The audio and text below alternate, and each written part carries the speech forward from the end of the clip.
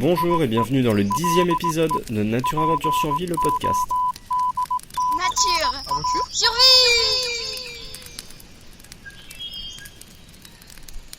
Il est un domaine attenant à la survie qui fait un petit peu peur en général, le survivalisme. Notre invité aujourd'hui n'est pas du tout un taré qui se terre dans un bunker et armé jusqu'aux dents, au contraire, il va faire tomber quelques mythes.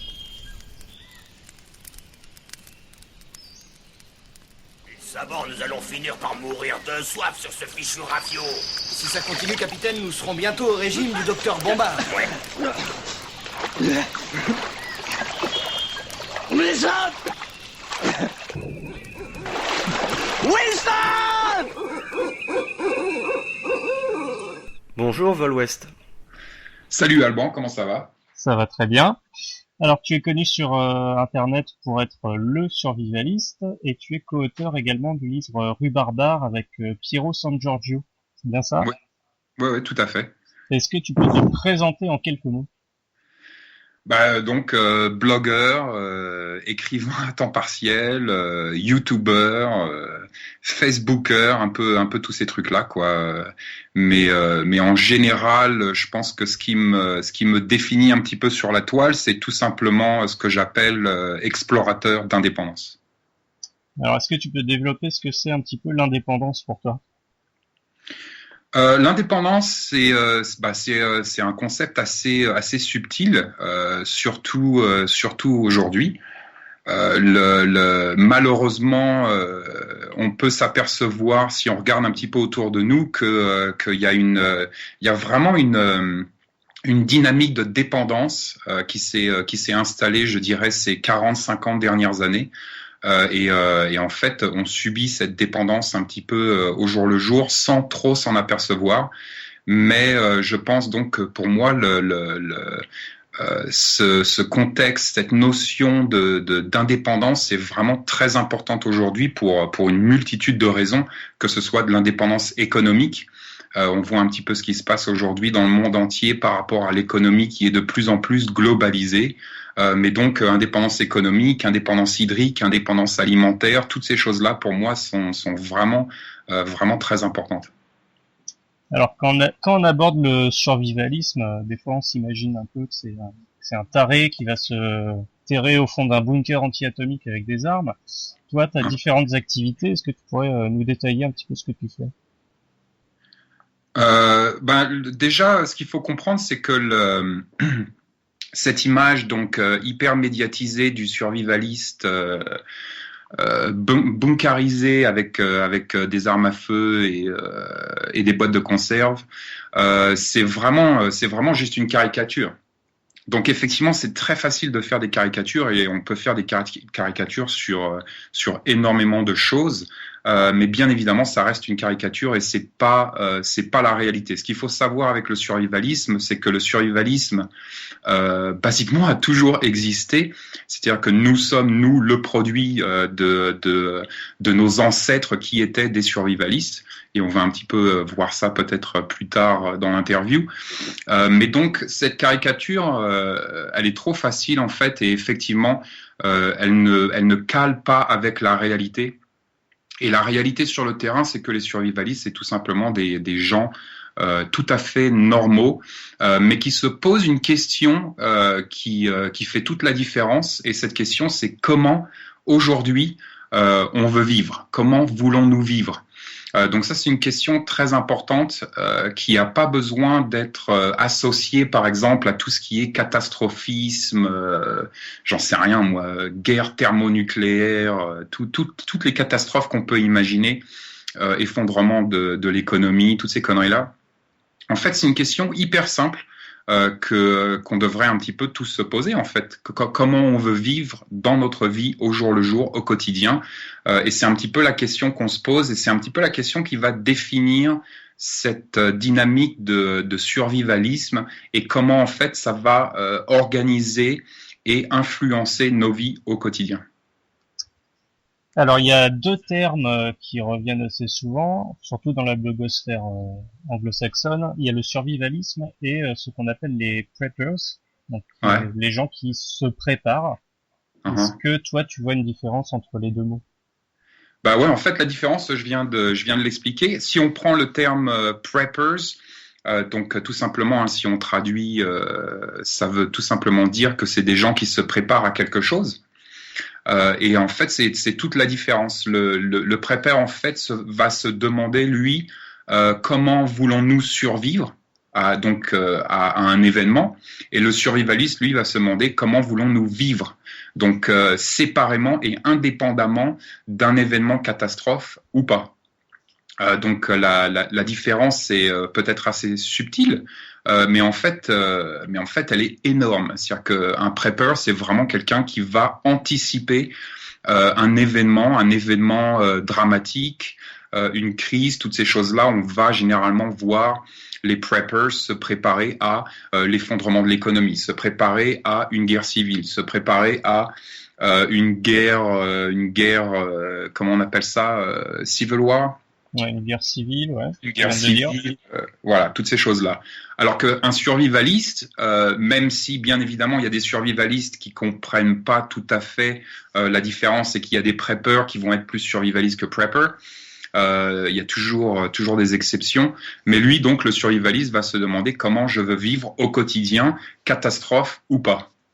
Quand on vit au quotidien, justement, on prend soin de son domicile, et les survivalistes ont une bonne gestion du domicile dans tout ce que ça implique, donc autosuffisance, défense du domicile, parfois culture potagère, etc. Toi, quelles sont les activités que tu mets en place là-dessus? Bah, déjà, faudrait redéfinir le domicile. Qu'est-ce que ça veut dire, le domicile? Si on regarde un petit peu notre évolution en tant qu'espèce, le domicile, c'est avant tout de la sécurité, de la stabilité, de la protection, toutes ces choses-là. Donc, on s'est complètement éloigné, encore une fois, peut-être 30, 40 dernières années, surtout avec l'architecture moderne. On voit, si on repart, par exemple, il y a 40, 50, 100 ans, 200 ans, on voit que l'organisation du domicile était complètement différente. Généralement, on était sur des pièces beaucoup plus petites, tout simplement parce que les pièces plus petites sont plus faciles à chauffer. Donc, il y a toute une question de physiologie, en fait, derrière l'agencement de nos domiciles, et on a perdu ça avec l'architecture moderne, c'est-à-dire que les fenêtres sont devenues beaucoup plus grandes, les pièces sont devenues beaucoup plus grandes, toutes ces choses-là ont un petit peu changé la donne avec la définition et comment on comprend aujourd'hui le domicile. Donc pour moi, déjà, le domicile, c'est une question de stabilité, et ça, c'est vraiment important de le comprendre. Après, effectivement, vu qu'il est question de stabilité, nos domiciles vont refléter une intention peut-être tacite d'assurer et d'optimiser notre niveau de sécurité, mais aussi de bien-être.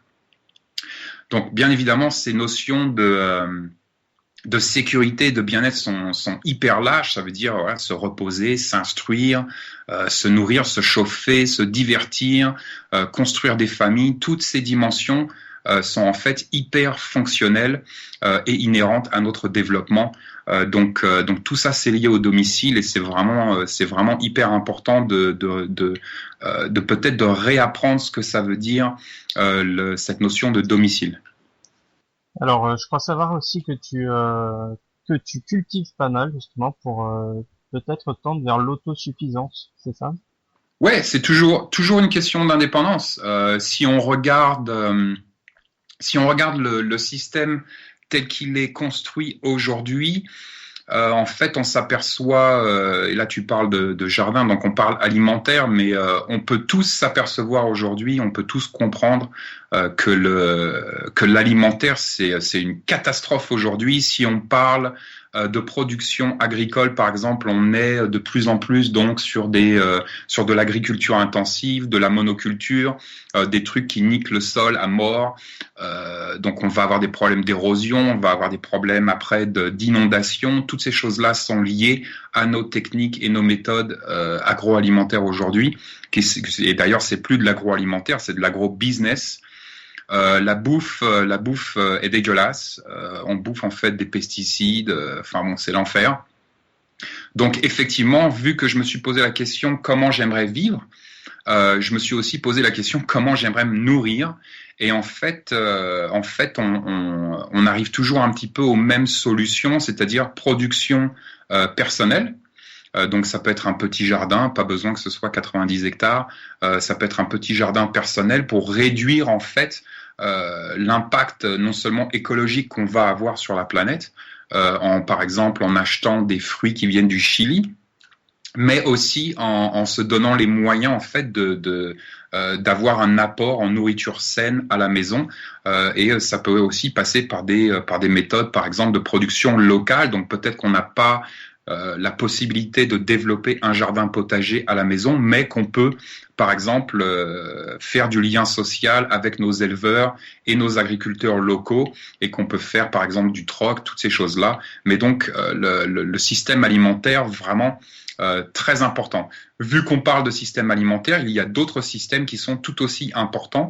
Et donc là, encore une fois, on parle vraiment de comment est-ce qu'on veut vivre au quotidien. Mais donc cette intention d'indépendance, en fait, va se tourner vers tout ce qui peut permettre d'amplifier, d'optimiser ou même de sécuriser donc une position d'autonomie plus ou moins grande envers vraiment 4 systèmes majeurs. Donc ça va être le système économique, le système hydrique, le système alimentaire et le système énergétique. Ouais, alors du coup, est-ce que tout ce qui est énergétique, tu pourrais développer un petit peu? Le système énergétique, c'est tout simplement, par exemple, optimiser l'isolation thermique de nos foyers. Ça va être s'intéresser aux techniques de chauffage passif, aux énergies renouvelables. Ça va peut-être être d'intégrer un système de chauffage indépendant du réseau. Donc peut-être tout simplement un poêle à bois. Bref, toutes ces stratégies qui vont renforcer donc notre niveau de résilience, mais aussi d'indépendance énergétique. Et encore une fois, catastrophe ou pas. Alors c'est peut-être plus preppers justement de se préparer à un événement qui pourrait mettre en difficulté ton autonomie au domicile, ou alors te forcer à quitter le domicile. On voit souvent ça également. Quitter le domicile, c'est quelque chose. Donc là, on parle d'évacuation. L'évacuation, en fait, arrive tous les jours de par le monde. C'est des millions de gens tous les jours qui sont obligés d'évacuer leur domicile pour une raison ou pour une autre. Donc ça peut être des problématiques plus ou moins lourdes, plus ou moins rapides, plus ou moins dynamiques, qui peuvent effectivement nous pousser à fuir notre environnement immédiat ou à fuir notre domicile. Donc ça peut être par exemple tout ce qui est inondation. On le voit chaque année, par exemple dans le sud de la France, en Italie, en Angleterre. Je crois que c'est l'année dernière, il y a eu, ils ont évacué 30 000 ou 40 000 personnes à Calgary, par exemple. Donc ça arrive tous les jours. Donc inondation, incendie au domicile, toutes les 90 secondes en France. Tout ce qui est incident technologique. Donc là, ça peut être tout ce qui est explosion ou fuite de matière ou de produits dangereux, centrales nucléaires, usines défaillantes, tous ces trucs-là, comme on l'a vu avec Fukushima par exemple. Mais ça peut être aussi grand froid, tension sociale, tout ce qui est émeute, tempête majeure, tremblement de terre, éboulement, glissement de terrain, feu de forêt. La liste, en fait, la liste est assez longue.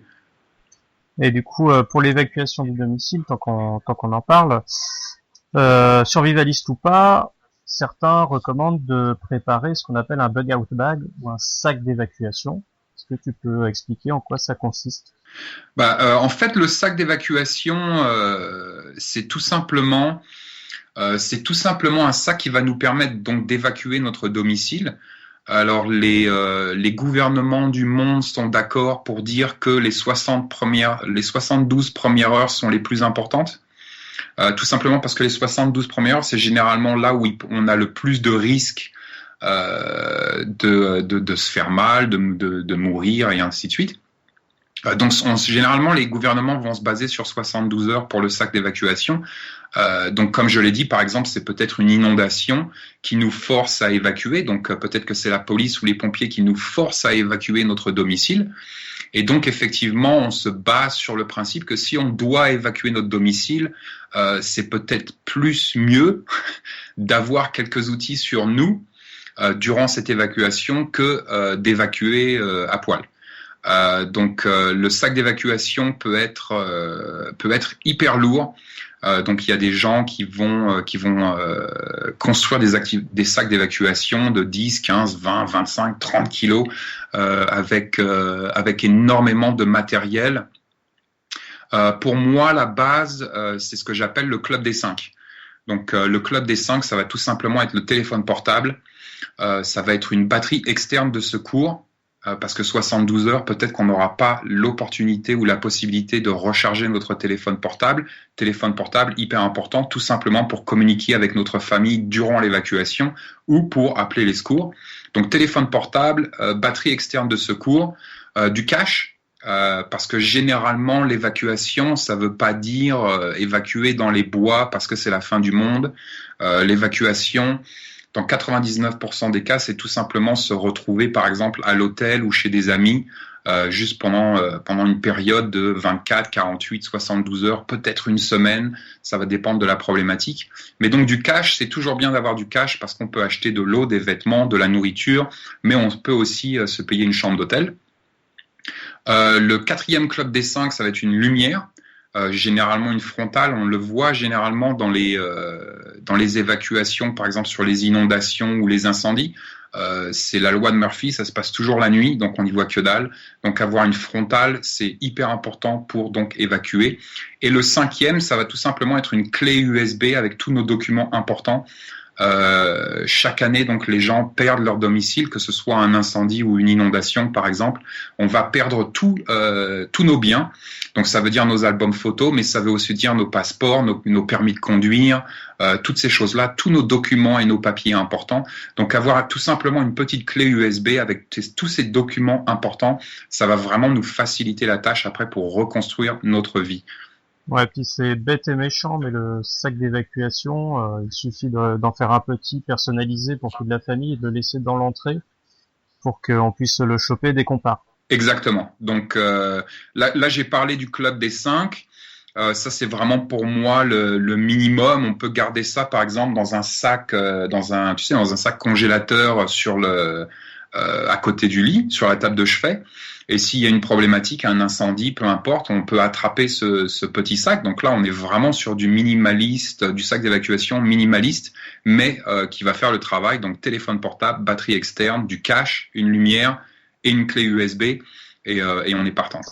Alors au-delà de la simple évacuation, on peut également parler de ce qu'on appelle la survie urbaine.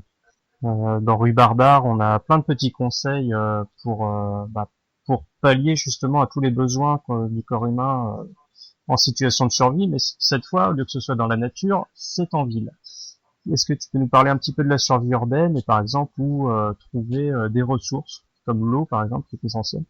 Alors déjà, ce qu'il faut comprendre, c'est que Rue Barbare, c'est pas un livre de survie, c'est un livre, encore une fois, fondationnel, mais là, on se pose la question comment on aimerait vivre, mais en ville. Donc c'est encore une fois, le survivalisme en fait c'est fait pour justement éviter la situation de survie, c'est-à-dire que c'est une préparation en amont, c'est une philosophie de vie au quotidien et en amont, et encore une fois, elle est pas cette philosophie de vie n'est pas codépendante avec une catastrophe quelle qu'elle soit. Donc la survie urbaine, c'est la même que la survie n'importe où. C'est-à-dire que survie urbaine ou survie en milieu naturel, on est toujours dans la survie, c'est-à-dire qu'on est toujours sur des rapports ultra primaires, donc des rapports physiologiques par exemple, c'est-à-dire boire, se chauffer, donc thermorégulation, probablement problématique numéro 1, mais donc thermorégulation, s'hydrater, se nourrir, se protéger. Donc se protéger, c'est se protéger des éléments et ainsi de suite. Mais donc en fait la survie c'est la même, que ce soit en urbain ou en milieu naturel, on va avoir des besoins physiologiques auxquels on va devoir répondre. Donc après évidemment le milieu urbain change un peu la donne.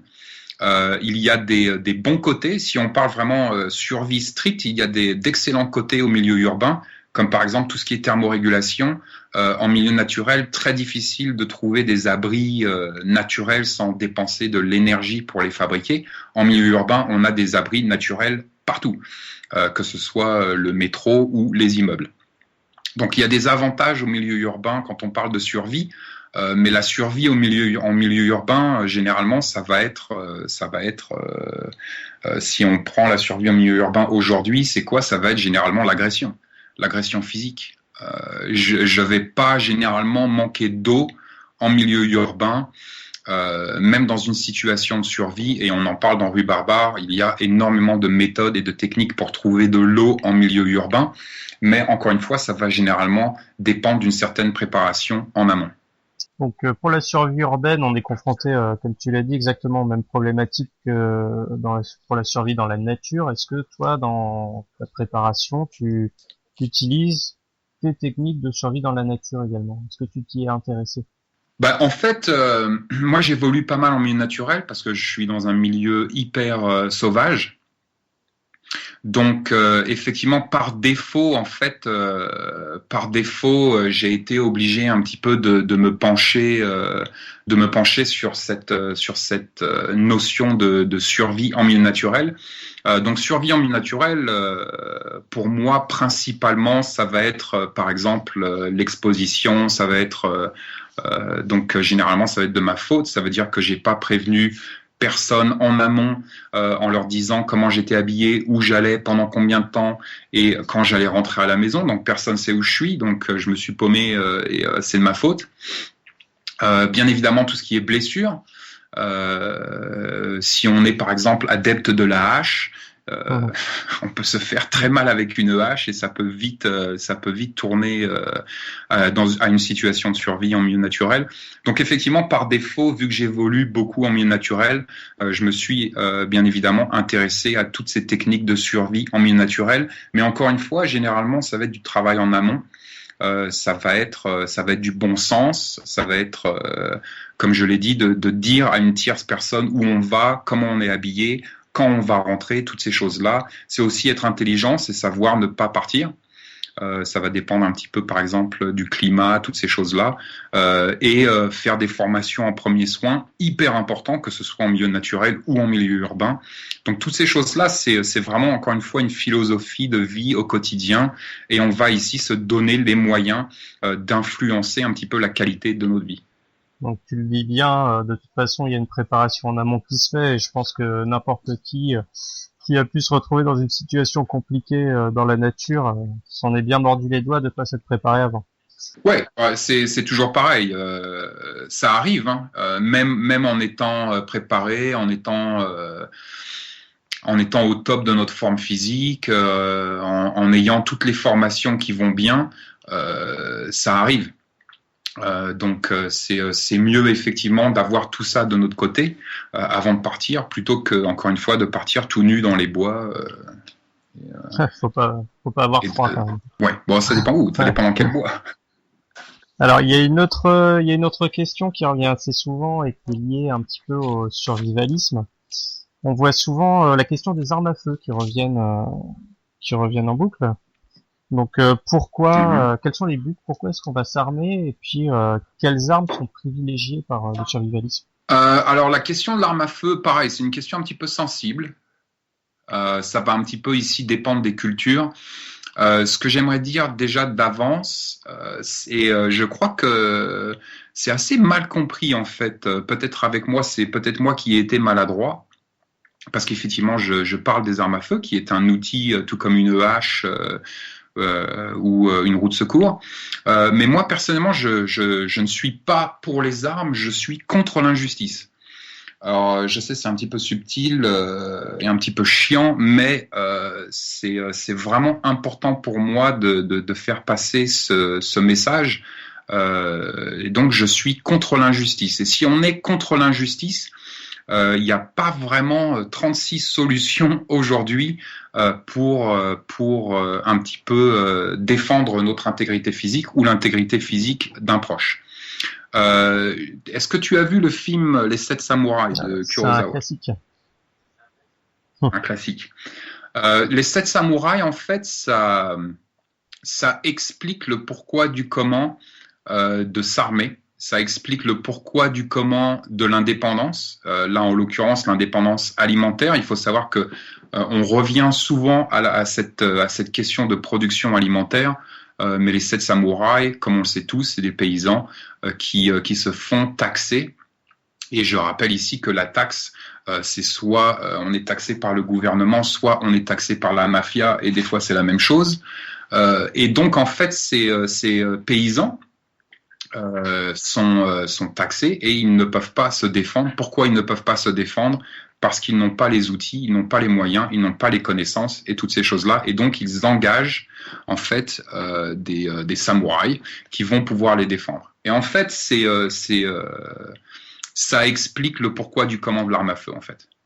Que ce soit il y a 500 ans ou que ce soit aujourd'hui, dans le dernier ouvrage de Philippe Perotti, Tir et défense, memento du détenteur d'armes de défense, je crois que ça s'appelle, mais il écrit une phrase qui est assez explicite.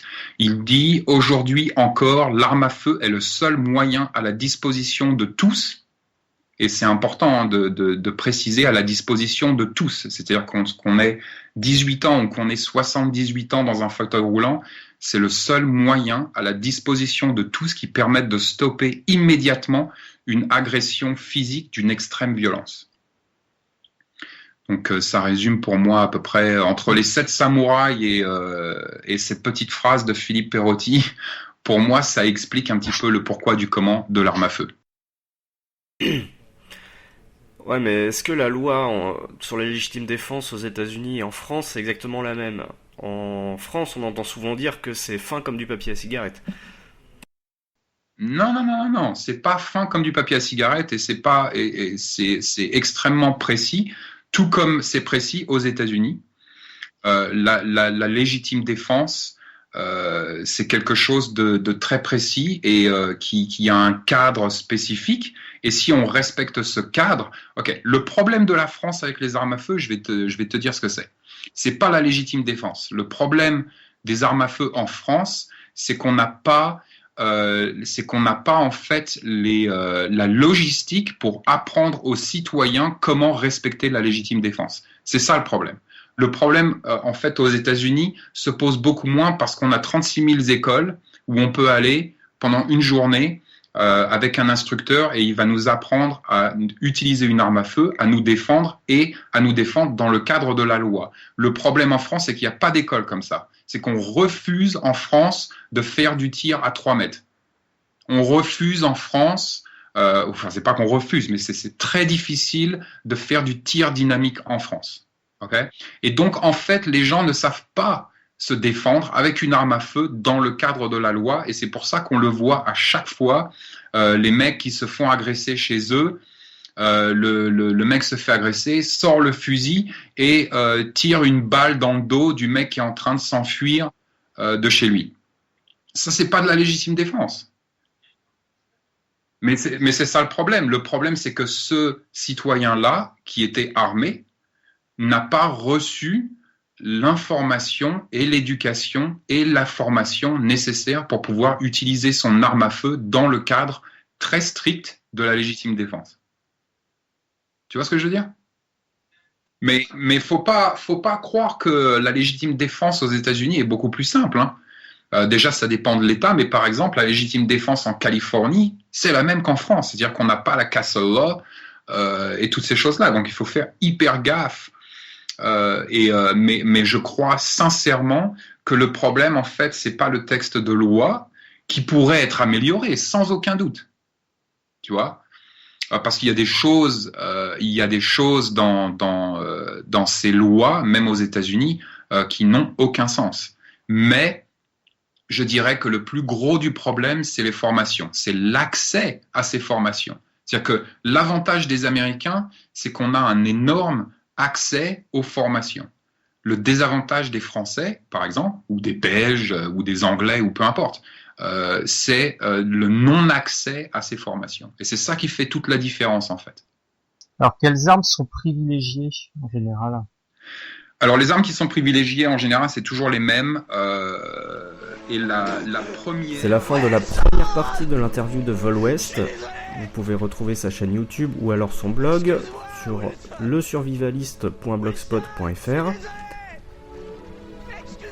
En attendant, on se retrouve comme d'habitude sur le blog natureaventuresurvie.blogspot.fr ou alors sur la page Facebook Nature Aventure Survie. Et dernièrement, vous pouviez retrouver également des vidéos de reconnaissance de plantes bushcraft sur notre chaîne YouTube Nature Aventure Survie. Bonne fin de semaine à tous, bon bushcraft!